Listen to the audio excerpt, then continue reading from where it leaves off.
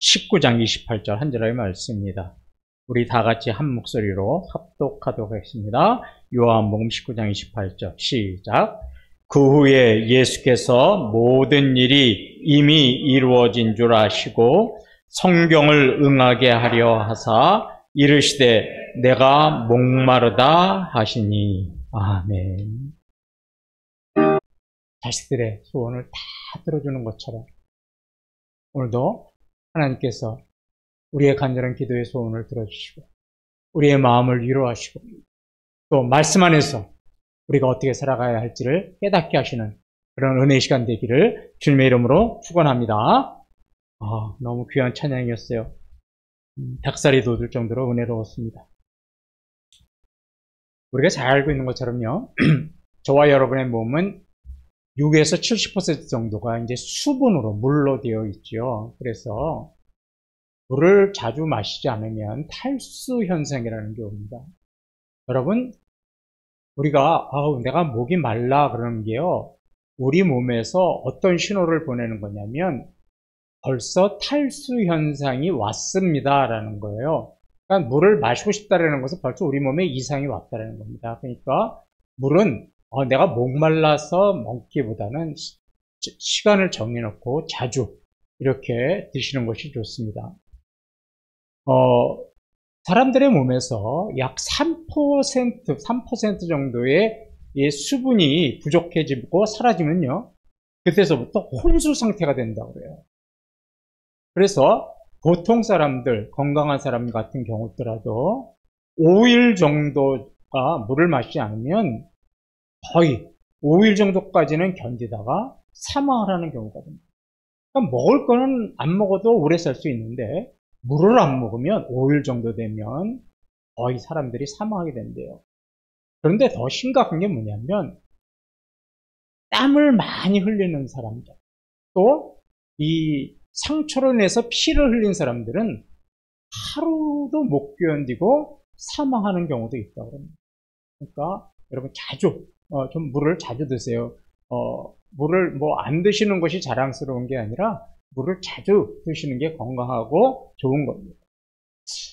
오늘 우리가 본문에서 읽었듯이 예수님도 이제 십자가에서 내가 목마르다라고 하셨습니다. 예수님께서 십자가에서 내가 목마르다라고 말씀하시니까 그 십자가 밑에 있던 사람들은 이 말을 듣고 어떻게 생각했냐면 예수님이 그 무거운 십자가를 지고 골고다 언덕길을 올라오셨냐고 힘드셨나 보다. 목이 마르셨나 보다. 또 손에 그 대못이 찔려서 피를 많이 흘리셨으니까 탈수 현상이 오셔서 목이 마르다고 하시는가 보다. 이렇게 생각을 했어요. 또 성경 읽는 저희들도 그렇게 생각하는 경우가 많이 있었습니다. 그런데 오늘 예수님께서 십자가에서 내가 목마르다라고 하신 것은 물론 어떤 인간의 몸을 갖고 오셨기 때문에 육체적인 갈등도 있으셨겠지만 그게 다가 아니에요. 여기는요, 육체적인 갈증 때문에 내가 목마르다 이렇게 말씀하신 것이 아닙니다. 만일에 예수님께서 정말로 육체적인 갈증 때문에 목마르다, 나에게 좀 물 좀 다오, 이렇게 얘기했다면요, 예수 믿을 사람 아무도 없어요. 예수님을 믿는데 굉장히 큰 문제가 생깁니다. 혹시 여러분 무슨 문제가 생기는지 아세요? 예수님이 나 목이 말라요, 물 좀 주세요, 그러면 무슨 문제가 생길까요? 여러분, 그 문제의 원인을 한번 찾아볼게요. 요한복음 6장 35절을 보십시오. 예수께서 이르시되 나는 생명의 떡이니 내게 오는 자는 결코 줄이지 아니할 터이요 나를 믿는 자는 영원히 목마르지 아니하리라. 예수님 뭐라고 했냐면 나를 믿는 자는 영원히 목마르지 않을 것입니다. 나에게 오십시오. 여러분들의 목마름을 해결해 주겠습니다. 이렇게 말씀을 외치고 다니셨어요. 또 우리가 잘 아는 요한복음 4장을 보면 사마리아 수가성에 물을 길르러 한 여인이 나왔죠. 예수님 그 여인한테 뭐라고 그랬냐면 내가 주는 물을 마시는 자는 영원히 목마르지 않을 겁니다. 이렇게 이야기를 해줬어요. 나를 믿는 자는 영원히 목마르지 않을 것입니다. 이렇게 말씀하셨는데 정작 그렇게 말씀하신 예수님이 아우 나 목말라요 이렇게 이야기했다면 믿을 사람이 누가 있어요? 사람들이 이러겠죠. 아니 자기의 목마름도 해결하지 못하면서 누구의 목마름을 해결해 준다고 그래? 아마 이러면서 예수님을 비웃고 아무도 예수님을 믿으려고 하지 않았을 겁니다. 예수님께서 내가 목마르다 하신 것은 육체적인 그런 목마름이 아니에요. 그러면 예수님께서 내가 목마르다 하신 말씀에 그 참된 의미가 어디 있을까요? 오늘 이제 이 말씀을 좀 드리려고 그러는데 여러분 28절 오늘 우리가 읽은 28절을 다시 한번 천천히 보시겠습니다. 그 후에 예수께서 모든 일이 이미 이루어진 줄 아시고 성경을 응하게 하려 하사 이르시되 내가 목마르다 하시니. 예, 여러분 이 28절 성경은 순서를 잘 보셔야 돼요. 28절에서 순서가 제일 중요해요. 자, 첫째가 어떤 거예요? 예수께서 모든 일이 이미 이루어진 것을 아셨다. 이게 첫 번째예요. 이거 잘 들으셔야 돼요. 뭐가 첫 번째예요? 예수님이 이제 모든 일이 이루어졌구나. 이걸 아신 것이 첫 번째예요. 두 번째는 뭐예요? 이제 이루어졌으니까 내가 성경을 응하게, 이루어지게 해야 되겠다. 이게 두 번째예요. 세 번째가 뭐예요? 그리고 나서 내가 목마름. 이 순서가 바뀌면 안 돼요. 이 순서가 바뀌면 육체적인 목마름이 돼요. 자, 그러면 첫 번째, 예수님께서 모든 일이 이루어진 것을 먼저 아신 다음에 목마르다 이야기하신 거예요. 그죠? 맞습니까? 잘 들으셔야 돼요. 이거 모르면 예수님 못 믿어요. 믿어봐야 소용이 없어요. 이거 모르시면. 자, 그러면 모든 일이 뭐예요? 응? 모든 일이 뭐예요? 예수님이 모든 일이 이루어진 것을 아셨다고 그래요. 모든 일이 뭐예요? 모든 일이. 하나님 입장에서 보면 모든 일은 뭐예요?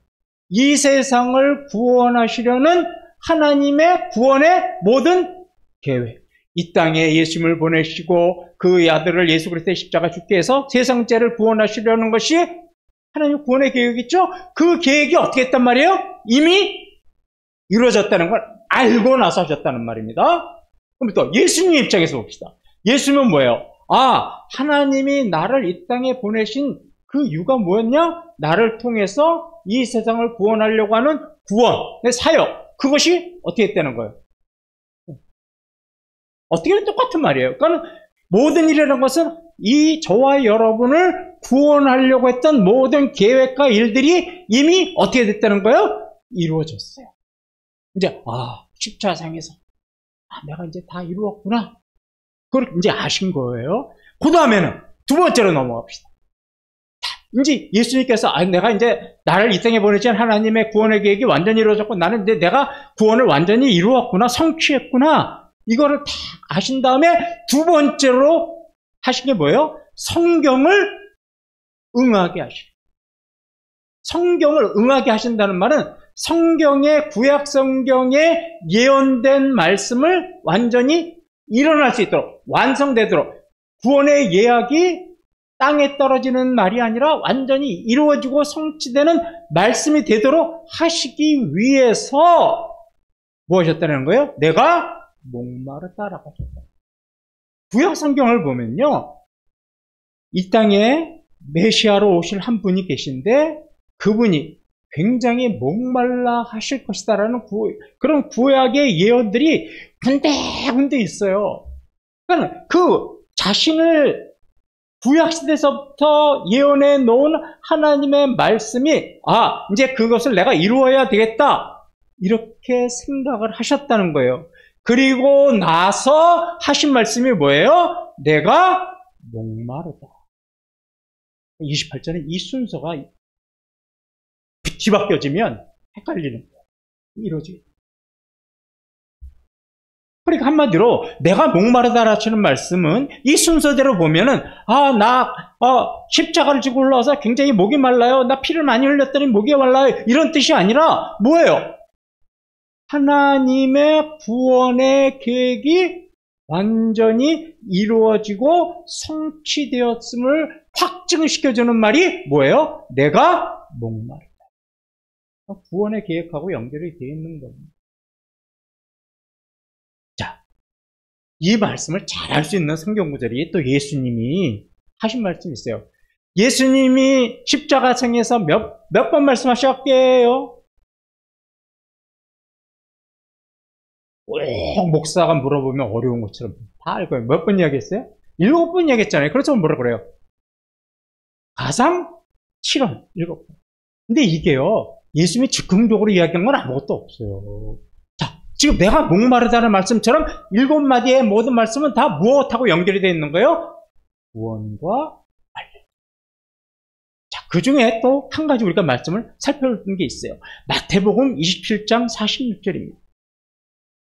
제9시쯤에 예수께서 크게 소리질러 이르시되 엘리 엘리 라마 사박다니 하시니 이는 곧 나의 하나님 어찌하여 나를 버리셨나이까 하는 뜻이라. 예, 예수님 십자가상에서 나의 하나님 어찌해서 나를 이렇게 버리셨나요? 하고 외쳤어요.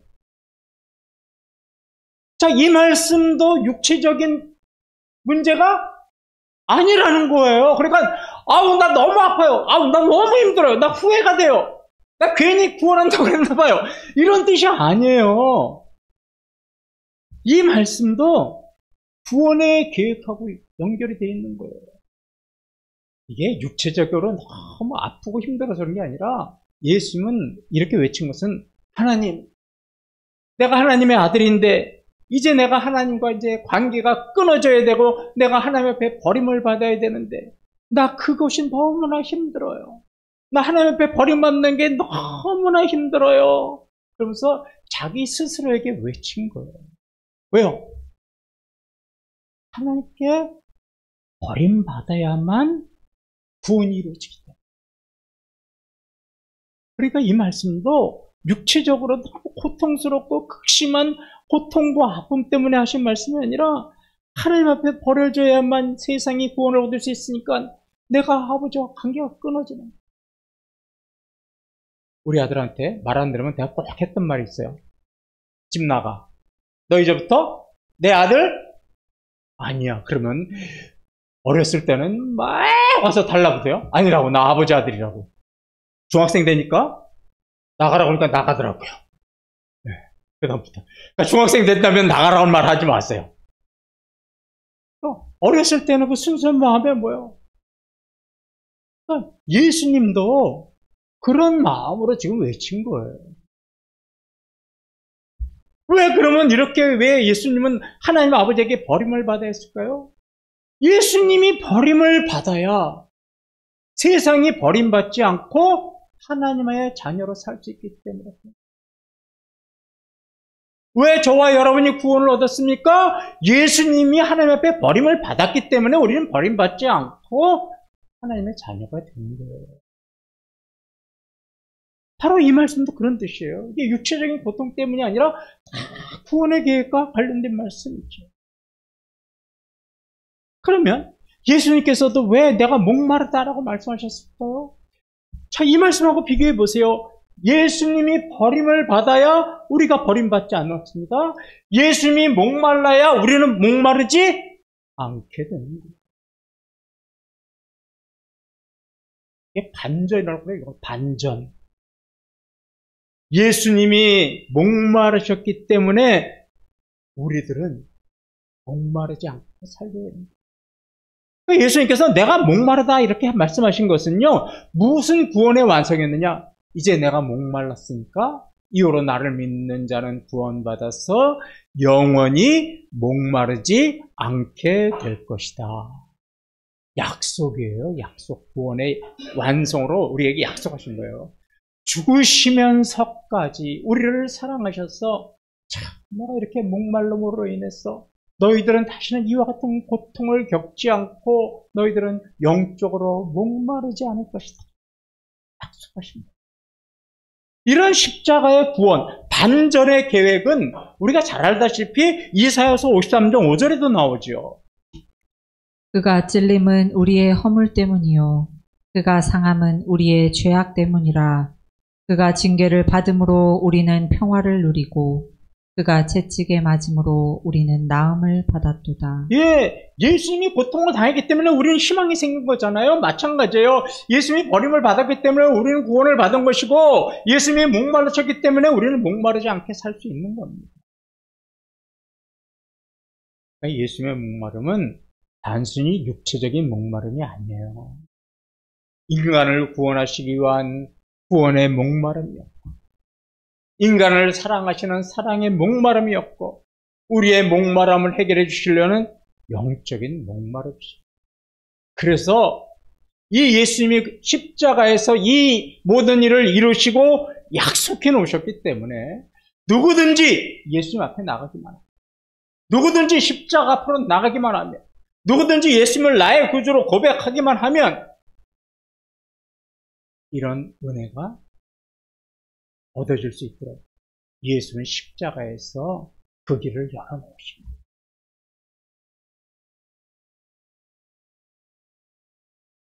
여러분, 그거를 잘 알 수 있는 비유가 누가복음 16장에 우리가 잘 아는 부자와 나사로의 비유입니다. 세상에서 정말 부러울 것이 없이 잘 먹고 잘 사는 부자는 이 믿지 않아가지고 죽어서 지옥에 갔습니다. 누가복음 16장 24절에서 지옥에서 어떻게 살고 있는지를 보십시오. 불러 이르되 아버지 아브라함이여 나를 긍휼히 여기사 나사로를 보내어 그 손가락 끝에 물을 찍어 내 혀를 서늘하게 하소서. 내가 이 불꽃 가운데서 괴로워하나이다. 예, 세상에서 잘 먹고 잘 살았지만 배고픔도 없었고 목마름도 없었어요. 그러나 구원받지 못하니까 그 결과 지옥에 가서 지금 어떻게 하고 있어요? 영원한 목마름 속에서 고통받고 있잖아요. 여기 정말 무시무시한 말이 있어요. 얼마나 힘들었는지 내 혀에다가 물 한 방울만 좀 적셔주시면 안 되겠습니까? 좀 부탁을 하고 있네요. 왜 이런 부탁을 했을까요? 지옥에는 예수님이 주시는, 하나님이 주시는 영원한 생수가 없어요. 그래서 그런 생수가 없으니까 영원히 목마른 쪽에 살아가는 거예요. 저는 이 구절을 읽을 때마다 정말 답답한 것입니다. 비록 우리 가족은 다 예수 믿고 구원받았지만 아직까지도 우리 친척 중에서 그렇게 권면을 했는데도 안 믿는 우리 친척들, 이런 고통당할 걸 생각하면 무시무시해요. 여러분, 이거 이렇게 스쳐 지나가지 마세요. 아직 교회 안 나오고 구원받지 못한 여러분의 자녀들, 부모들, 친척들, 결국은 나타나는 모습은 이거예요. 그런데 이거 그냥 우린 무덤덤하게 넘어가잖아요. 남의 일인 것처럼. 이래서는 안 돼요. 그럼 반면에 천국은 어떤 곳일까요? 계시록 7장 16절에 천국은 어떤 곳인지를 보여줍니다. 그들이 다시는 줄이지도 아니하며 목마르지도 아니하고 해나 아무 뜨거운 기운에 상하지도 아니하리니. 예, 지옥과 반대로 천국은 주님이 주시는 영원한 생수로 가득한 곳이기 때문에, 또 영원한 생수를 얻은 백성들이 가득한 곳이기 때문에 그곳은 영원히 목마르지 않고 살 수 있는 곳이죠. 저와 여러분, 우리 가족들, 우리 친척들이 이곳에 가야 하지 않을까요? 세상 사람들은요, 누구나 다 목마름이 있습니다. 이 목마름이 없는 사람은 없어요. 무엇을 내가 목말하느냐, 무엇에 내가 갈증을 느끼느냐, 이 차이만 있을 뿐이죠. 어떤 사람은 재물에 대한 목마름이 있어요. 돈도로돈돈, 그러면서 돈만 찾는 사람. 어떤 사람들은 명예와 권력이에요. 감투 참 좋아합니다. 명함 보면 감투만 수십 개예요. 조기 축구에 골키퍼까지 적혀 있어요.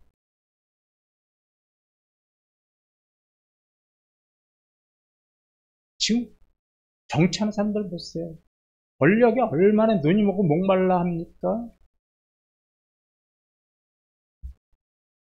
여러분, 목요일날 수능 시험 쳤죠? 수능 치는 날 그 뉴스 보셨어요? 한 고등학생이 아파트 옥상에서 시험 치기 전에 새벽에 떨어집니다. 비록 다행히 죽지는 않았어요. 그러나 평생 불고 살아야 되겠죠. 왜요? 부모가 10중 8구는 부모가 뭐에 목마른 거예요? 좋은 대학 가야 된다? 좋은 대학 가야 된다? 좋은 성적 얻어라? 성적의 목마름이 그 자식을 그렇게 만든 거 아닌가? 뉴스 보니까 LG 트윈스 야구단이 29년간 목말랐대요.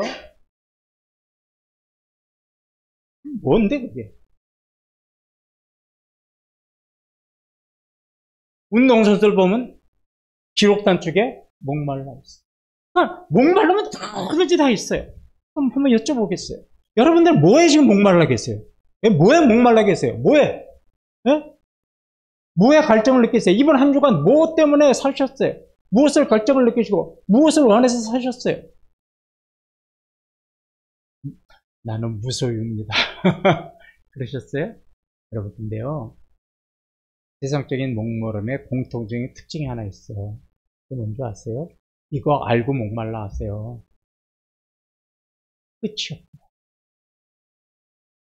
만족함이 없다라는.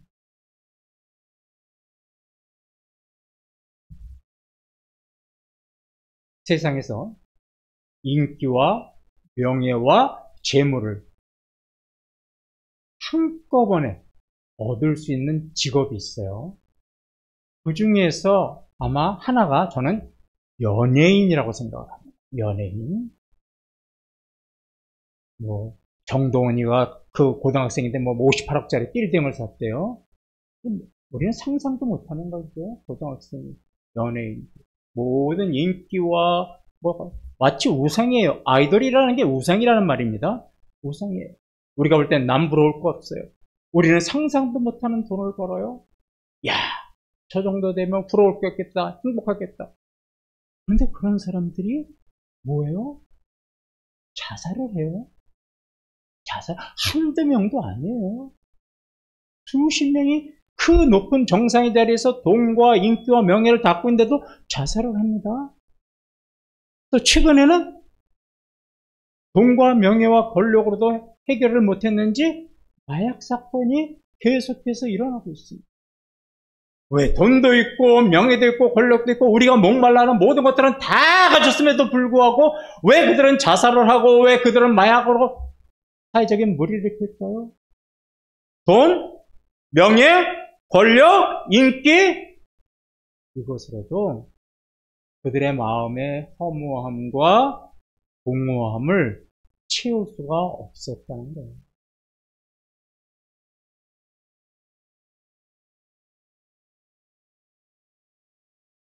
세상의 목마름은 영원히 해결되지 않아요. 그래서 이 사실을 우리는 그런 매스컴을 보면서도 좀 깨달아야 되는데 어리석게도 인간들은 그 사실을 깨닫지 못해요. 그래서 자신이 원하는 세상적인 것에 목말라하고 막 그걸 찾아서 헤맵니다. 그러다 결국은 좀 얻어요. 그러면 만족해요. 막 내가 세상의 모든 걸 다 얻은 것처럼 만족하고 기뻐합니다. 그런데 그 만족과 기쁨은 잠시뿐이에요. 어떻게 돼요? 내가 맨 처음에는 요만한 거 가졌으면 이걸 위해서 막 갈증을 내고 목말라서 수단과 방법을 가르쳐 썼는데 이걸 얻었어요. 만족하고 기뻐요. 그런데 평생을 그렇게 살아야 되는데 이번에는 또 뭘 찾아요? 이만한 걸 또 찾아야 가요. 그거에 대해 목말라는 거예요. 그러면서 인생을 거기다 허비하는 거예요. 그럼 언제 깨달아요? 마지막 순간에 가서. 나는 헛된 인생을 살았구나. 나는 도대체 무엇을 위해서 살았는가? 이러다가 그냥 가는 거예요, 인생이. 이럴 때요, 지혜로운 사람과 미련한 사람이 구분이 돼요. 지혜로운 사람은요, 그런 목마름에 위에서 열심히 뛰었는데, 해결됐음에도 나는 여전히 목마르고 나는 여전히 만족하지 못하고 살아갈 수 있는 그런 자신들의 모습을 보면서 이거는 영원히 해결할 수 없는 나의 목마름이다. 그리고 그런 목마름, 세상적인 목마름을 내려놓고 그러면 과연 나의 이 목마름을 해결할 수 있는 것이 무엇일까? 이것을 찾아서 맞습니다. 그런데 미련한 사람은요, 계속해서 자기 인생에 다람쥐 쳇바퀴 돌듯이 목마름이 반복되고 있음에도 불구하고 계속해서 그런 세상적인 목마름을 찾아놨어요. 그런데 자신의 능력엔 한계가 있고 또 내가 추구하고 있는 목마름은 높으니까 그걸 해결하기 위해서 결국은 어떡합니까? 무리수를 두는 거예요, 인생이. 불법과 탈법을 저지르고 사기를 저지르고 남의 등을 쳐서 돈 벌고. 이게 인생의 무리수죠. 왜 그럽니까? 내가 추구하는 세상적인 것들을 내가 얻어서 만족하기 위해서. 결국은 인생의 무리수를 둬요. 그러다가 인생이 끝없이 추락하고 마는 거죠. 사기꾼들이 이런 인생 아닙니까? 만족하고 살지 못하니까.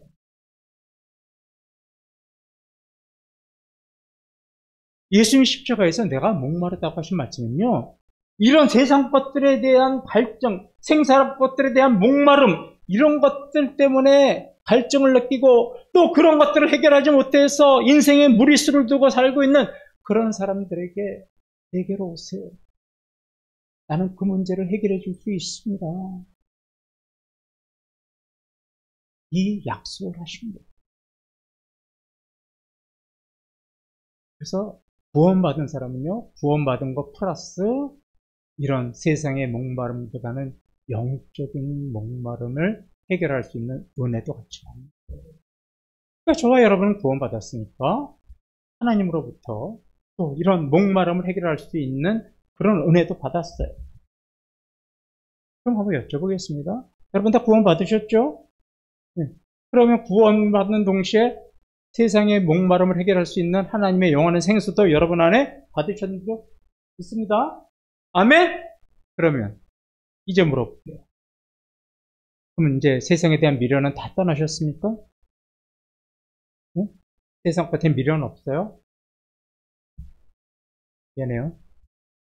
네, 세상 것에는 미련 없어요? 왜요? 영원한 생수를 받았잖아요. 일단 미련 없어요? 그럼 진급하지 마요. 이번에 출전부 가지 마요. 왜 우리는 미련이 남아있을까요? 우리가 영원한 생수를 받았을때도 잘 들어보세요.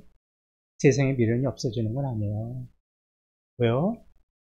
저와 여러분 안에는 아직도 해결되지 못하는 뭐가 있어요? 죄의 세상을 향한 욕망과 미련과 갈등이 우리 안에 있기 때문에 이 문제는 해결이 안 되는 거예요. 어디 가야만 해결될 수 있어요? 저 천국 가야만 해결될 수 있습니다. 우리가요, 예수 믿고 살지만 우리 안에는 세상에 향한 목마름이 남아있어서 영원한 생수가 있음에도 불구하고 세상 것들에 대한 갈급함이 있고 만족함이 없고 더 좋은 것, 더 많은 것을 가지고 싶은 유혹 속에서 사는 게 우리 현실이에요. 그러니까 나는 왜 믿는데 왜 이렇게 세상적인 욕망은 사라지지 않지? 낙심하지 마세요. 좌절하지 마세요. 지극히 당연한 거예요. 지극히 당연한 거예요. 또 믿음 없다고 또 기도원 들어가지 마세요. 당연한 거예요. 세상 사람들은요, 그런 인생을 살다 그런 인생으로 끝이지만 우리에게는 희망이 있는 거예요. 이게 믿는 사람과 믿지 않는 사람의 차이예요. 세상 사람은 그렇게 살다 그렇게 죽어요. 그러나 저와 여러분은 희망이 있어요. 뭔지 아세요? 우리에게 그 세상적인 목마름을 해결해 주시려고 죽는 순간까지 영원한 생수를 약속해 주신 예수님이 우리와 함께 하시기 때문에. 그래서 우리가 세상을 향한 욕망 속에서도 번민하고 갈등하다가도 이건 아니지. 그러면서 우리가 다시 예수님 앞으로 돌아가다 보면 그런 어떤 세상적인 욕망과 갈등은 제어할 수 있고 억제할 수 있고 하나님에 대한 사랑으로 영적인 갈급함으로 그것을 우리가 통제할 수 있는 거예요. 그게 우리의 희망이에요. 우리가 세상적인 갈망 속에 살다가 갈등 속에 살다가 나는 왜 믿는데도 이렇게 살지? 그러면서 하는 고백이 있잖아요. 뭐예요? 주님, 나는 주님 한 분만으로 만족할게요. 나는 세상 것에 만족하지 않을게요. 나는 주님 한 분만으로 만족합니다. 우리는 이렇게 고백을 해요. 그런데 그런 고백을 하면 뒤돌아서면 또 역시 여전히 세상에 향한 갈망은 또 있어요. 그런데 여러분, 비록 우리가 세상적인 갈망은 사라지지 않는다 치더라도 우리의 입술과 마음에서 주님, 나는 주님 한 분만으로 만족하고 살고 싶어요. 주님, 나는 세상 것으로 만족하지 않게 도와주세요. 그렇게 우리의 입술에서 그런 고백이 떠나서는 안 돼요. 왜 그런 줄 아세요? 우리가 그런 고백을 할 때 하나님 우리에게 능력을 주고 성령으로 부름을 부어주셔서 우리의 삶과 우리의 인생의 가치관을 변화시키는 거예요. 그러면서 우리가 세상의 목마름을 절제할 수 있도록 말이에요. 이것을 잘 알고 있는 다윗이 고백한 시가 있어요. 시편 42편 1절 2절 말씀입니다. 하나님이여 사슴이 시냇물을 찾기에 갈급함같이 내 영혼이 주를 찾기에 갈급하나이다. 내 영혼이 하나님 곧 살아계시는 하나님을 갈망하나니 내가 어느 때에 나아가서 하나님의 얼굴을 배울까. 예, 목마른 사슴이 얼마나 갈증이 나겠어요. 그러니까 목숨을 다해서 시냇가를 찾아서 헤매요. 우리도 이 목마른 사슴처럼 주님을 향한 영적인 갈망이 참 넘쳐야 돼요. 그래서 어떻게 하면 내 이 영적인 갈망, 영적인 목마름을 해결할 수 있을까? 늘 주님을 찾아다녀야 되는 거예요.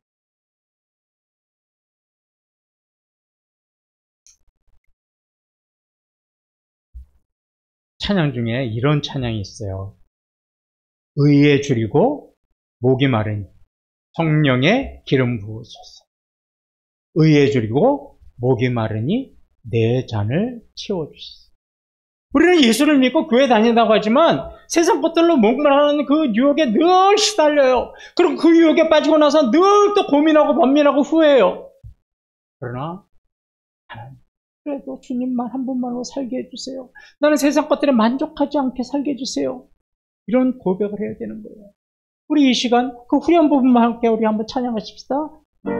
의에 줄이고 목마르니 의에 줄이고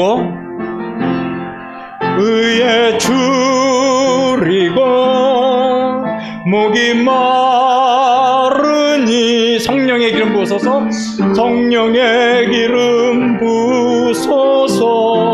의에 줄이고 의에 줄이고 목이 마르니 내 잔을 채워. 다시 한번 의에 줄이고 의에 줄이고 목이 마르니 성령의 기름 부으소서. 주님, 세상의 욕망이 성령의 기름으로 없애게 하소서. 의에 줄이고 목이 마르니 내 잔을 채워 주소서. 사랑하는 성도 여러분, 세상 것들에 대한 목마름보다는 의에 줄이는 목마름, 영원한 생명, 영원한 진리, 주님의 뜻을 사랑하는 갈망, 이런 것들로 목말라 하는 저와 여러분이 되어야 하는 것. 주님에 대한 목마름으로 언제 어디서나 주님, 나는 세상의 것에 만족하지 않을게요. 주님, 나는 주님 한 분만으로 만족하면서 살고 싶습니다. 이런 고백으로 주님을 찾아 나서야 합니다. 세상의 욕망은 사라지고 주님을 향한 영적인 목마름으로 이번 한 주간도 살아가시는 저와 여러분 되시기를 주님의 이름으로 축원합니다.